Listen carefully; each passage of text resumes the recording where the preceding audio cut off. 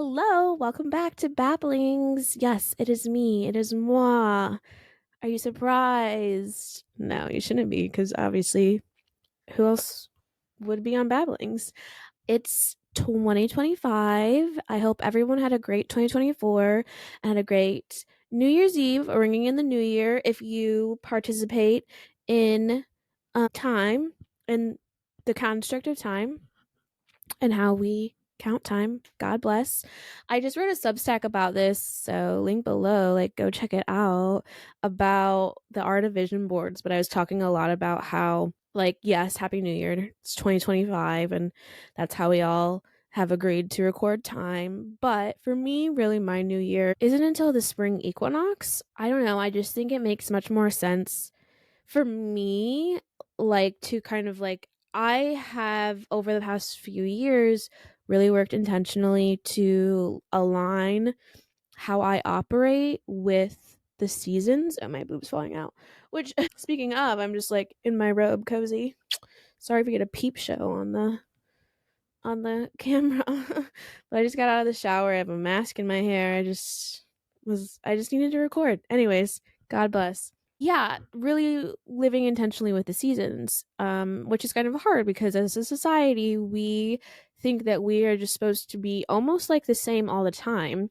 So the spring equinox is really more of when I set intentions or get a start on the new year. Not that I don't set intentions this time of year. Because obviously I was making vision boards if you want to read that article. And I have a lot of transition that I feel is going to be happening in this year, and some things that I know, transitions that I know will be happening. And so it's easy now for me to start formulating my plan and my vision and what I want those changes to look like. But also keep in mind, sometimes you don't know that far out. And sometimes, which is why my one tip on my vision boards is it has to be a living vision board. And that's also why I don't like setting resolutions or like, I think that especially because it's January, it's the dead of winter. It's really isn't the time in the northern hemisphere to be completely starting something brand new or to completely incorporate a new habit or to completely change your life. We're still wintering, and I am wintering. I'm still in a hibernation hermit mode where I'm dreaming and thinking and coming up with these seeds, and I'm planting them now, and I'm going to start to do the work for them to come to fruition in the spring and summertime, and then hopefully have a harvest in the fall. And a bounty of things that I manifest and things that I work towards, and really seeds that I'm planting during this time. But it's not necessarily, I feel, the time to completely kind of like transform your life or feel bad. Like, if you're someone that feels bad because you can't stick to resolutions, that's because this is just not the time. Now, if that's something that works for you, and actually the way that you have your practices and the way you set intentions for the year and you set goals works for you, then God bless. Like, I'm not a yuck your yum person. I'm just saying I was stuck in this cycle. Celine, stop crying. Get down. Get down. I was stuck in this cycle where I was feeling like I was not really accomplishing things that I set out to accomplish in the new year in January. And one, that's because I changed my mind a lot. Okay? I changed my mind a lot and I changed my goals, and that's just my personality. And so sometimes it's like, yes, I want to do that in January. And I actually ended up doing this whole totally other different thing, which is really cool, but it wasn't what I said I wanted to do in January. And that can be, for me and how I process things, like, confusing. And so to have a living goals, and by living I mean that they are breathable and they're changeable and they're malleable. You can go back and you can revise them, you can add new things. And I find that this end of winter period is the best time to start creating and start formulating and start dreaming, but for it to still be in a malleable state, for your goals to still be ever shifting. And then once Aries season comes, once the spring equinox happens, it's time to go full force and to boldly like chase down those goals, or to really put into action concretely what needs to happen. Like for me, I just feel like that's the time. And I think that in January, and like I was saying earlier, if setting resolutions or intentions for the year in January is what works for you, that also does make sense, because we do feel this sort of invigoration in January and end of December. And it's not just because of the new year. I think we are like all societally conditioned to like feel that end of the year slow down, but also the rev up to the new year that's going to be coming. But also it's Capricorn season, and Saturn, we're all under Saturn's eye, and Saturn is karmic daddy, and he's like, why the fuck are you doing that? You need to be doing that differently.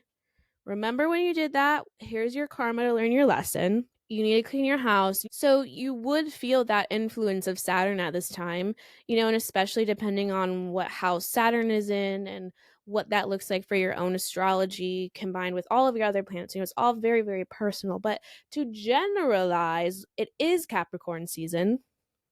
And so we are going to be seeing those themes of almost kind of, I see it as like of law and order, even down to just cleaning your house, or putting in new routines at work. And maybe not new routines, but fixing the things you've gotten out of habit with, and addressing the things that you've let go that maybe you shouldn't have let go. And also getting those karmic lessons so that we're able to move forward through into the new year without that karma on us. So that's just like my personal thoughts about time and nature. And so if you're someone who just feels like, I don't know, the way everyone else does it just does not work for me, that's probably why. And I am a spring baby, and I do also think your birthday can be a sort of a new year for you. And when you have a rebirth and create new resolutions, I think that is a good time marker. And so maybe just for me, because my birthday is in May, I'm so close. I feel that energy of spring so deeply that maybe that's why it resonates so much for me. And maybe if you're a fall baby, the fall equinox really resonates more for you. But that would just be like I think that's also why everything is like very personal. And while people have lots of great advice and have lots of tips and tricks, everything doesn't work for everybody. And you have to keep that in mind. And you kind of have to keep changing and evolving until something does work for you. So yeah, that's why I'm in my robe. I'm in the spirit of wintering and just relaxing and dreaming. And I'm excited to see what blooms for all of us. I would love to know what seeds you're planting and what you're excited about blooming in the spring. So please, comment or let me know. Send me a message. Let's chat. I think it just makes sense to kind of come back to life and come out of hibernation when nature does as well. This is a good time to detach, though. I think just, Capricorn season, Aquarius, and even Pisces, those can be pretty detached signs in their own different ways. And I think it is a good time and a good season as we're wintering to reflect on things that maybe we have too much attachment to. People, places, physical items, pets, um, outcomes, money, uh, possessions, all of these things that we are attached to. And I think maybe I'm coming at it more from like being attached to people or an outcome. releasing those attachments is a really good time, especially before we come up into spring and begin to bring new things in. We have to actively also not get too attached to those new things that we're bringing in. And so it is just, a good practice time to do that. And I've been thinking about this a lot, and kind of why the episode is called Big Sis Tips, because I was talking to my little sister about something um, a couple weeks ago, and just teenage stuff. And one of the things I, noted to her is you have to detach from people's perceptions of you, but from also these relationships that you have. And detach from, and not in a way of like, but this is where people get it confused. People think that detachment equals indifference, and it does not, right? Indifference is the opposite of emotion. It's having no emotion, not caring. And detaching doesn't mean not having emotion or not having an emotional connection to people. But detaching, you can be detached and not attached to people, outcomes, places, or things, and still enjoy them and still love them and still show them love and still participate in joy and excitement and happiness. You can still feel sad. You can still feel angry, but you cannot stay in those emotions, and those emotions do not affect your perception of self, and they do not affect your day-to-day life or how you continue to operate through the world. You're not going to become jaded, you're not going to become negative. Like, that is what I feel I mean when I'm saying detaching, where you're not letting something hurt your spirit, if that makes sense. And I think a lot of people see not being attached, or this idea of detachment, as being emotionless and not investing. And I just don't think that that's true. And I think that that creates a lot of loneliness. And being detached doesn't mean being lonely. It just means that I am me, and I am in control of me, mind, body, and soul.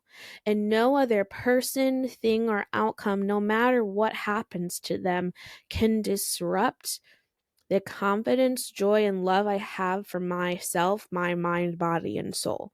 And like, you almost have to like,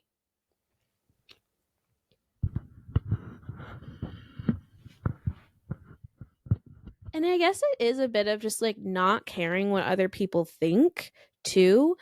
Um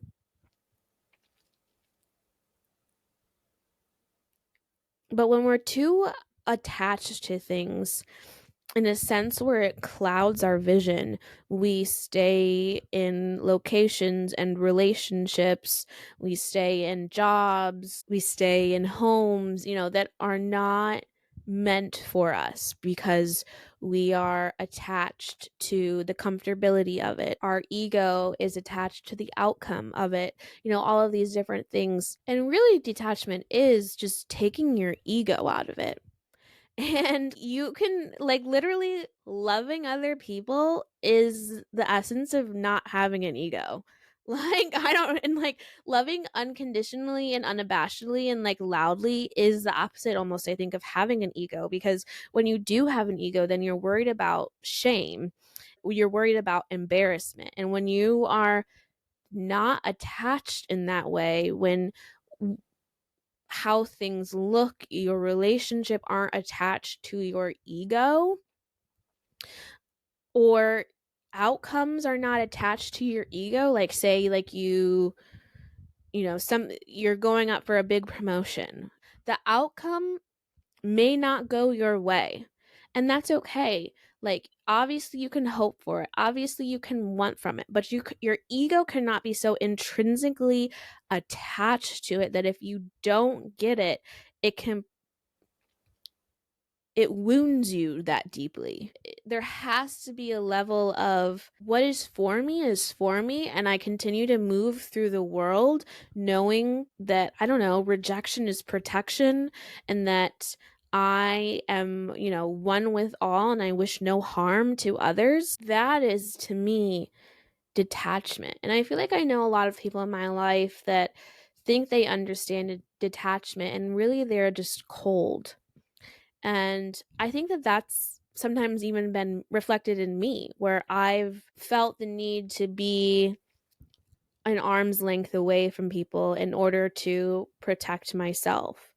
And that's its own form of attachment because I had to be indifferent in order for things to not hurt me and in order for things to not affect me. And as I've grown, I've realized that I can really bring people in closer.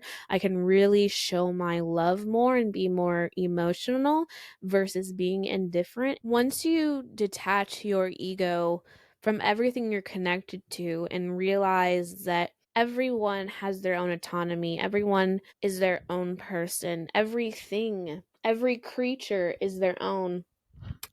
Celine, I rarely even refer to myself as my cat's mom because, yes, she's mine, but not in that way. Do you know? Like, I know that I have no ownership over her, and I know that I have no ownership over people around me or even things because none of this is real. This could all potentially not be real. The only thing that I know is real is in my head. I just know that I'm here.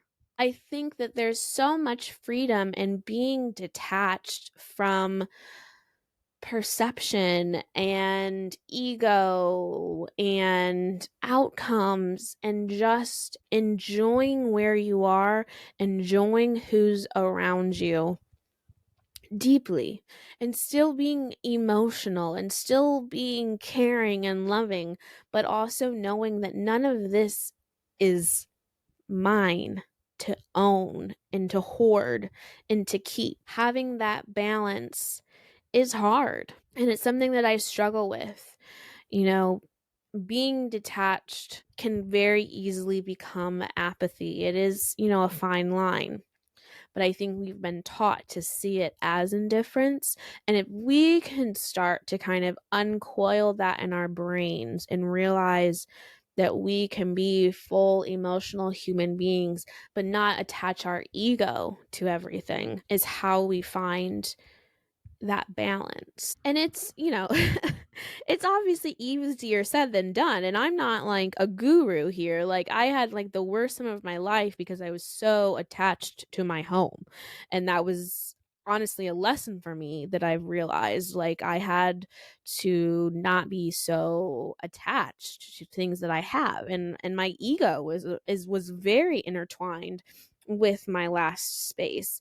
So like coming to terms with all of that, I'm just coming from like things that I'm learning. I have not mastered it. I mean, do I call Celine my child a lot? No, but am I extremely attached to her? Yes, and I'm working on that. And it's a balance that you continuously have to find. But I'm only imparting wisdom that I want everyone to just look at it a little bit differently and look at no, like, because detaching is a verb versus like indifference is a noun. So it's like the difference between a state of being and an action, if that makes sense. It's like the action of reeling your ego in and like consciously not letting yourself get too attached versus indifference is just a state of being and just always being not emotional. Like you can be emotional while still detaching. You cannot be indifferent and still be emotional. Does that make sense? I don't know. All that to say, yeah, it's just like was trying to do some big sis tips with my little sis. Like you have to let people ride their ride. And part of that is like just not caring. You have to let that man go. I don't have any other advice for anybody. You have to let that man go. You have to let that relationship go. You have to let that person go. You have to let motherfuckers go, or you will never go. That's what I'm talking about with detachment. I'm talking about moving on. Some of you bitches never want to move on. Sorry, I just went off on a tangent. And why don't we want to move on? Because we're attached. Your ego is attached? What will this breakup look like for you? What will people say about you? If you don't have this friendship anymore, what will it look like on you? What will people perceive that as? How will people react if you say that? If you put yourself out there, will you be rejected or denied? Blah, blah, blah. So maybe really detachment is detaching from your fucking self. Yeah, it is. It's detaching from your ego and from yourself and putting yourself in the midst of everything and putting yourself in the way that you're going to be perceived. Because I feel like a lot of times that's what you bitches are worried about. You're worried about how X, Y, and Z are going to react. You're worried about what they're going to say on Twitter behind your back. You're worried about how people are like, why? Because your ego is attached to that perception. Damn. Damn. I'm really speaking facts over here. I'm really speaking facts. And I'm actually uncovering it for myself. So I might need to write this down. Hold on. Yeah, I just need to write that down because I know I'm like preaching, but I'm preaching to myself because literally I'm looking at my computer at myself. So I'm just talking to myself. I'm just preaching to myself. Even like this, you're never going to put that creative project out there because you're worried about what other people are going to think. Detach. Detach. Who cares? Do it. And if it's not good, it's not good. And if it's good, it's good. And if it's like mediocre, it's mediocre. Like, who cares? So many people are doing mediocre things. I'm doing this. This is mediocre. Like, get a grip. Who cares? I just wish you guys would like free yourselves from the perception of other people and you'd be so much happier. And I don't know how else to really explain it besides like how I've explained it. And you just have to detach. I really hope nobody was playing a drinking game and took a shot every time I've said detached. Also, my little floofs are not floofing, and it's not as floofy cute anymore, which makes me sad. How long have I been recording? 30 minutes. Wow.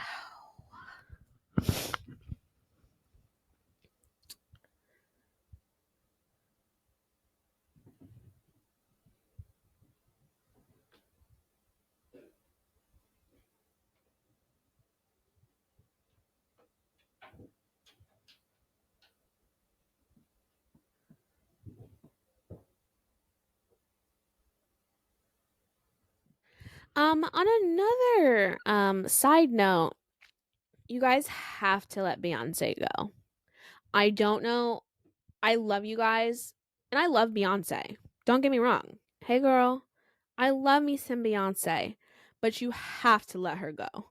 I mean, this is getting to a little bit of like you have to detach from this lady. I mean, let's talk about detachment. Please, somebody detach from Beyonce because I don't know. And I'm not, once again, I'm not saying to be indifferent or to not enjoy. Enjoy, but detach. Okay? Detach. Okay? Beyonce is not coming to save you. You know that, right? You know, like, I don't know. And I love Beyonce. I love Beyonce. But some of y'all are getting a little out of hand. And I'm not even going to get into the whole TikTok controversy that was on my timeline because, like, God bless. I don't know what to tell you. But I think we as a society are losing the capability to say yes and, or also, or two things can be true at the same time. Is Beyonce representing Black Southern culture? Yes. Is she also doing American propaganda?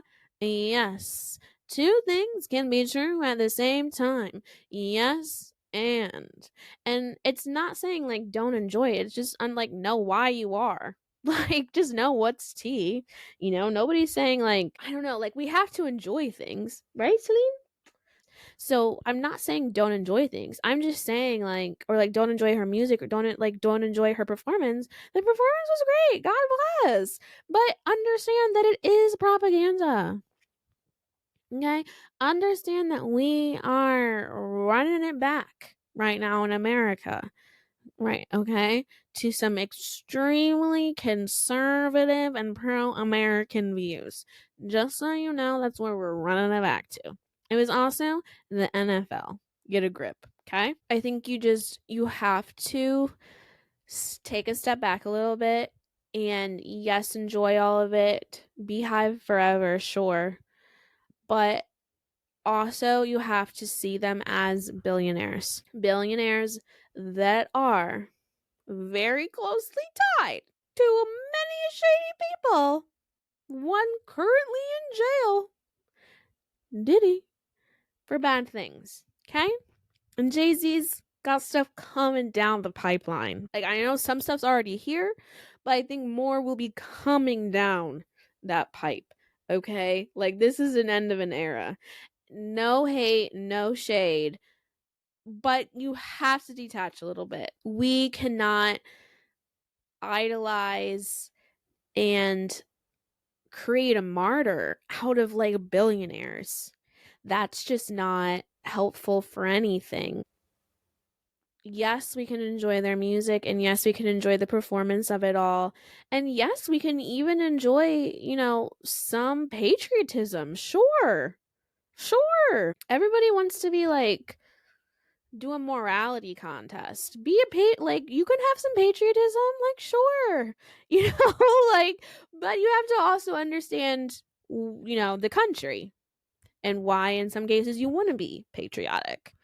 I don't know. I think it's just a little scary how intense some people are about a billionaire lady who does not know you, is not coming to save you.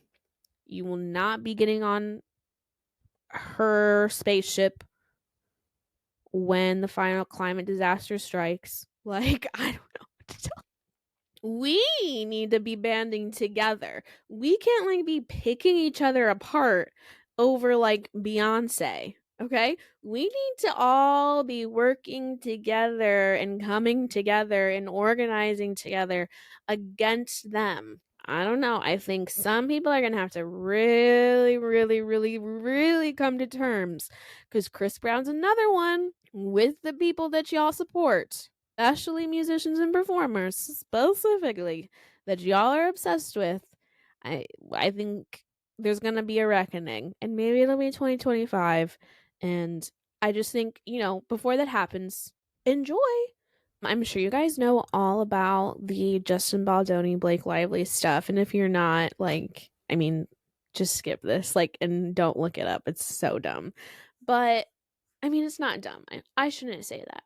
Here's the thing, and this is what I'm going to say, and I don't know if it's controversial or not, but unfortunately, all women do not be always 100% truthful. We have got to get to a place as a society where we can look at a woman, and I mean, and this is just, I mean, and this is probably, the most feminist thing that you could do is acknowledge that not all women are meant to be mothers. Not all women are emotional and nurturing. Many women are manipulative, and many women are capable of abuse. I'm not saying that this is the situation here. I'm just saying that it's kind of similar to the Amber Heard and the Johnny Depp thing. And this is once again where we have to bring in also yes and two things can be true at once. Could Baldoni have created an environment that Blake didn't appreciate and oftentimes felt harassed in? Yes. Could Blake Lively also be extremely hard to work with and have created a hostile set separate from anything happening with Justin Baldoni? Yes. Two things can be true at once. I listened to this one podcast. It's called Nobody Should Believe Me. It's about Munchausen by proxy or medical child abuse cases and pretty much almost 100% of the time, it is the mother that is the perpetrator and the one that is inflicting the abuse on their child. And one of the reasons why it happens so often is because we live in this patriarchal society where all women are mothers and created to nurture and should have that capability within themselves, and we leave it up to them. And so these women who are actually not nurturing actually have something mentally going on and not well, okay, and are capable of abuse in order to get attention for themselves, are left to deal completely with a child's medical decisions while the father has no enrollment, father has no involvement in it. And it's we're holding it up in that way because we allow these views of women. And yes, believe all women, and yet I'm not saying that I don't believe abuse victims, like obviously not. I'm just saying we have to hold space, okay? As that one interviewer later would say, we have to be holding space for women that are manipulative and abusive. And we have to be holding space to admit that, and that is a real thing, and that oftentimes that can be what's going on, and that women do lie. And that's probably the most feminist that you can be, because you're allowing a woman to be full and articulate and complex and not at all what society has deemed them that they're supposed to be. It kind of makes me think about Nosferatu, which I went and saw twice so far. Mwah! I love it. Which I love, like, gothic, anything gothic romance novels. I love gothic architecture. I just love creepy things. And creepy and dark, and but also really romantic and beautiful. Like it's my niche. My interior design style, if you didn't know, is a vampire who's 1,000 years old, but she was turned when she was a teenager. So she's still like really a teenager, and she's still like having fun, even though she's been alive for 1,000 years, and she has all of the treasures she's been collecting. But she's still like colorful and fun and youthful. Like I haven't gotten to like, it's only been 1,000 years. I've been 16 for 1,000 years, so I'm only like 19, But soon I'll be entering my. Well, no, I'd say I'm like 22. No, maybe I'm finally catching up. I'm about to go into another 1,000-year period, which will probably be 25 to 30. I'll probably grow that much in the next 1,000 years. Is that sad to say? I don't know. It's like a wink and a blink of time for me because I'm a vampire and I'm 1,000 years old. But if I was a vampire that was 1,000 years old and I was turned, I would have been turned in the Victorian era, even though that wasn't 1,000 years ago. Anyways, yeah, I loved Nosferatu. I think it was really good. But going back to what I was saying about like the most feminist thing you can do is like see women as whole and complex and not what society has conditioned us to see them as. And I fear that a lot of people are watching Nosferatu and not like really 100% getting it. And art can be interpreted however you want. And I do understand the people that are interpreting it as this kind of like allegory for SA and child abuse. Like I see all of that. I get that. And grooming and get like gaslight, like I see that. But I don't know if that's really what to me the message is. To me, that takes away Ellen, the main character's agency. And we have to keep in mind the time period that this is supposed to be taking place in. In this time period that it's supposed to be taking place in, there's so much sexual repression. And which this Puritan culture, which I fear we are returning to. But there's this extreme conservative sexual repression going on. And I can even relate to now. To me, it is more about a girl who is very different than the society around her and was very lonely and very emotionally lonely. And I think also having like a sexual awakening. And I had my sexual awakening pretty young, which is maybe why like I can wrap my head more around it this way than other people can. So I almost see her as this girl that was having this sexual awakening, and she did call out, and yes, she was young, but I think to completely call it abuse takes away her agency. And I think that the whole movie is about other people taking away her agency. And only in these few moments with Nosferatu is she able to have this agency to really claim the darkest parts of her and to express that. And to make it completely about her being a victim of CA and grooming and SA does take away that agency where she did call out into the darkness and in your loneliness. And I think it's just you have to be able to go to a dark place in your head. And everybody's not capable of doing that. And God bless, I understand. But I am a person that has always my whole life had very dark thoughts. And there are dark parts of me. And dark compulsions, and I could be nefarious almost if I were to let that side of me completely take over. And I feel like that's, and as a girl, and also very sexual and very sexually dark. And there is a lot of shame around that. I think there is also a bit of like metaphor for masturbation and there being shame around that. And really, people just calling her crazy when really she was just so deeply emotional and philosophical and beyond what the society around her was capable of at the time, but not even really capable, would allow at the time. They wouldn't allow anybody to express themselves this way or to have these deep existential thoughts. And as someone who's always been that way and has also always struggled with depression, I just really understood that character in that way more. But I can see it in all ways. But I think that there should be open argument and it not be so like, how could you not understand that that's what it's about? Like, it's about grooming, that's like, it's about abuse, blah blah blah. Like, yes, I can see that in some ways. I think that it represents a lot of things because these characters are just archetypes. We don't see, they're not deeply, these like deep characters that you can sink your teeth into, like their history and their thought process. Like, they're archetypes, they're meant to just evoke emotion and to remind you of actions or of people or of choices that we all make.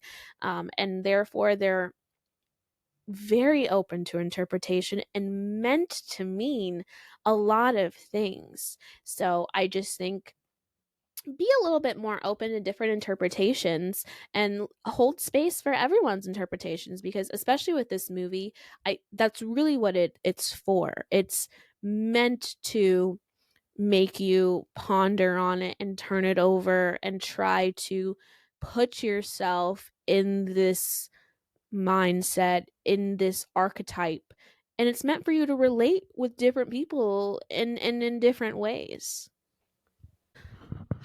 Well, I've been talking now for about an hour. I should probably wrap it up. Okay. Well, I'm really excited for this journey that I'm going to be continuing with Babblings. I feel like in November and December, I just didn't really have a lot to say. Realizing not having anything to say and shutting up. Because I think a lot of people actually don't have anything to say and they should shut up. Just stop. If you don't have anything to say, don't say it. Just like if you don't have anything nice to say, don't say anything at all. If you don't have anything to say, just don't say anything. It's normalized, like, not creating when you don't have anything to say. Did I have ideas? Yes. Did I sit down a couple of times to talk? Yes. But then I would get on it and it just would be like, I don't know, you guys. Like, I don't have anything to say. Like, I want to talk about these things, but like, I don't have the words at the moment. And that's okay. That is okay. But the flip side of that is me needing to find some sort of like discipline or routine or ritual in the way that I approach creating for Babblings so that I can be more consistent, because I would like to grow this.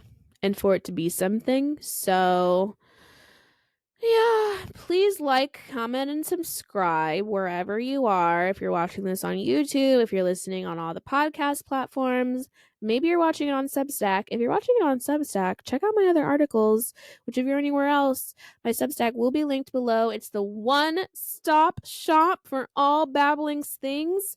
There's not a newsletter that goes with this episode because, I mean, there's not like a lot of extra things to say.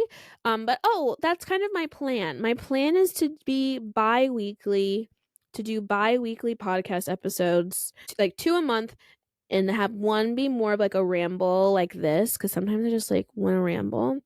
And then another episode will be like one of my other episodes where like I focus on something, and that'll have a more detailed newsletter typically with it, because I'll have a lot more like resources and recommendations and links and blah blah blah blah blah blah blah with that kind of stuff. So, okay. Well, I love you. Thank you so much if you listened to this. Happy New Year, but also like relax, babe. You know, chill. Just be like chill. Mwah!